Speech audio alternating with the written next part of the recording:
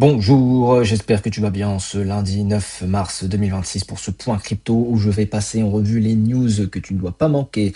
Aujourd'hui, on va regarder le graphique du BTC et de l'ETH pour voir comment ça se passe. Et je peux te dire que ça rebondit, donc ça confirme le ressenti que j'avais hier. Et le marché, c'est la même chose. On est sur une hausse de 1,9% là sur les dernières 24 heures sur le top 100. Donc ça fait plaisir malgré le contexte qui est assez particulier par rapport à ce qui se passe au Moyen-Orient et la flambée du pétrole.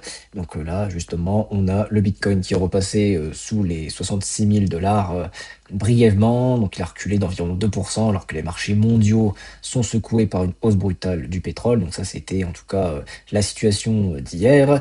Donc les prix du pétrole ont bondi pour atteindre là ce matin les 120 dollars le baril. C'est un petit peu redescendu. Là, on est redescendu vers les 100 dollars à peu près. Donc ça, c'est alimenté par l'escalade du conflit au Moyen-Orient, les craintes sur l'approvisionnement énergétique. Donc cette flambée a également fait chuter les futurs des indices boursiers américains d'environ 2%.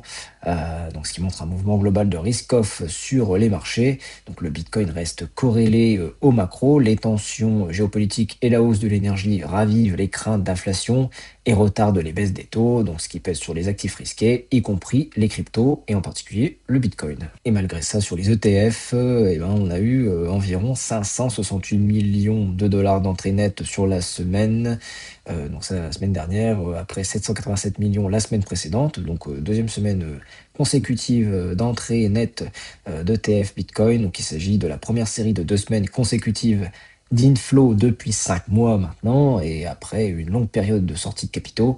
Donc les ETF Ether ont également retrouvé des flux positifs avec environ 23,5 millions de dollars d'entrées nettes sur la semaine. Donc malgré la volatilité du prix du BTC, les investisseurs institutionnels recommencent à accumuler via les ETF. C'est un signal souvent interprété comme un soutien structurel du marché. Et du côté des RWA, la valeur des actifs réels tokenisés hors stablecoin dépasse désormais 25 milliards de dollars on-chain contre environ 6,4 milliards un an plus tôt. Le secteur a donc presque quadruplé en un an, porté par la tokenisation d'actifs comme les bons du trésor, le crédit privé ou les matières premières. Donc on a 6 catégories d'actifs qui dépassent désormais chacune 1 milliard de dollars sur la blockchain. Donc la tokenisation devient l'un des grands narratifs institutionnels du cycle. Elle rapproche la finance traditionnelle de la blockchain et pourrait attirer des capitaux bien plus massifs que la DeFi seule. Et ça, c'est une des actus phares. Michael Saylor a de nouveau laissé entendre qu'un achat de Bitcoin pourrait être imminent après la baisse du BTC autour des 66 000 dollars. Comme à son habitude, il a publié sur X le graphique du portefeuille Bitcoin de stratégie. Et ça, c'est un signal qui précède souvent les annonces d'achat de l'entreprise. Donc la société reste le plus grand détenteur institutionnel de Bitcoin avec plusieurs centaines de milliers plutôt de BTC accumulés depuis 2020. Et les corrections de marché sont régulièrement utilisées par stratégie pour accumuler. Donc ce type de signal est souvent perçu par les investisseurs comme un soutien psychologique au prix du BTC. Et là, j'arrive sur une news qui est un petit peu surprenante. On a un groupe de parlementaires américains qui a demandé des clarifications à la Réserve fédérale sur ses projets liés à une CBDC américaine. Donc le dollar numérique, ce serait un dollar de banque centrale.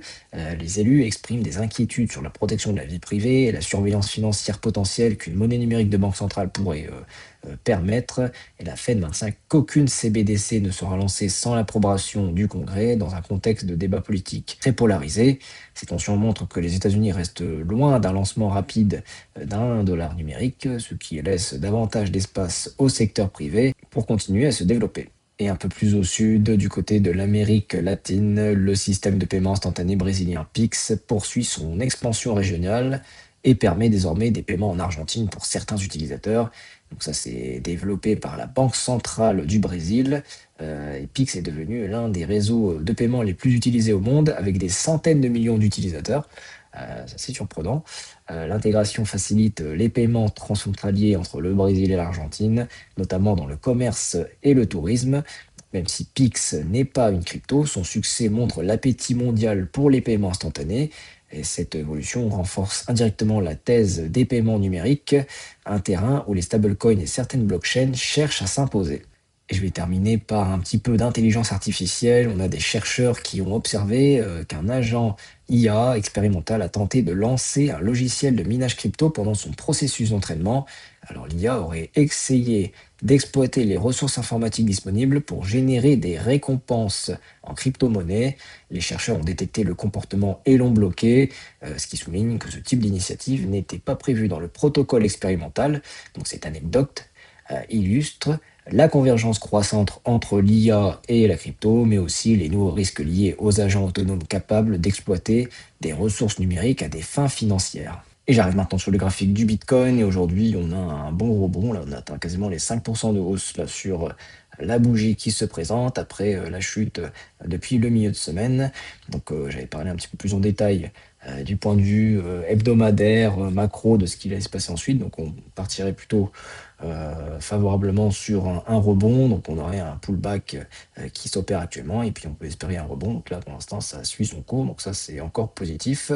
Et j'avais parlé aussi au niveau des moyennes mobiles, que l'on était vraiment pile à ce niveau. Donc là, on est repassé au-dessus de la moyenne mobile 20 jours. Donc ça, c'est un bon point. Donc ce qu'on peut espérer prochainement, c'est rattraper le plus haut qu'on a fait la semaine dernière, vers les 74 000. On irait se frotter contre la moyenne mobile 50 jours, qui est à 73 650 dollars. Ce serait un nouveau point de résistance. Et puis on irait, on espère casser pour rejoindre la moyenne 100 jours, qui est à 92 000 quasiment. Et on irait rejoindre le fameux gap que je parle depuis je ne sais plus combien de temps, qui est entre les 80 et les 84 000. Et au niveau de l'Ether, c'est pareil, on a un rebond, on est repassé au-dessus des 2000 dollars.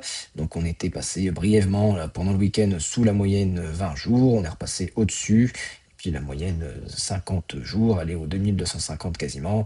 Et puis on irait, on espère passer au-dessus des 2200, qui était l'ancien plus haut de la semaine dernière. Donc c'est le prochain objectif à atteindre. Donc si on n'arrive pas à réatteindre ce niveau, et ben, on risque de se faire rejeter. Et ça, c'est un signal qui va être plutôt baissier, ou du moins on va relatéraliser pour les prochains jours. Donc voilà, on va attendre comment ça va se passer ces prochains temps. Et ce qui m'intéresse aussi, c'est au niveau de l'hebdomadaire, comment ça a clôturé. Et puis au final, la bougie que l'on a fait hier et que j'avais parlé, la bougie hebdomadaire, est clôturée en négatif finalement. Mais bon, c'est quand même une bougie d'incertitude. On a clôturé vraiment à une vingtaine de dollars en dessous par rapport à l'ouverture. Mais là, ça fait 3 semaines qu'on a trois bougies d'incertitude. Et là, on est reparti pour refaire un rebond. Donc là, le cours sur Ethereum, il est très très indécis, alors que sur le BTC, bon, on a été plutôt dans une tendance baissière, on a eu une bougie d'incertitude plutôt positive la semaine d'avant, enfin même, oui, la semaine elle a clôturé en positif, donc c'est un petit peu l'inverse. Donc BTC qui est majoritaire sur le marché, qui est dominant sur la crypto, et ben c'est lui qui va mener la danse, comme je dis assez régulièrement. Donc voilà, le plan de rebond est toujours maintenu. Si tu ne veux pas rater les évolutions, la suite, les actus et les news qu'il ne faut pas manquer, et ben je t'invite à t'abonner si ce n'est pas fait, à liker la vidéo si tu apprécies le contenu, ça fait plaisir, et puis en plus ça m'aide beaucoup. C'était Benjamin, alias Black Wolf, et je te dis à demain. Ciao, bye.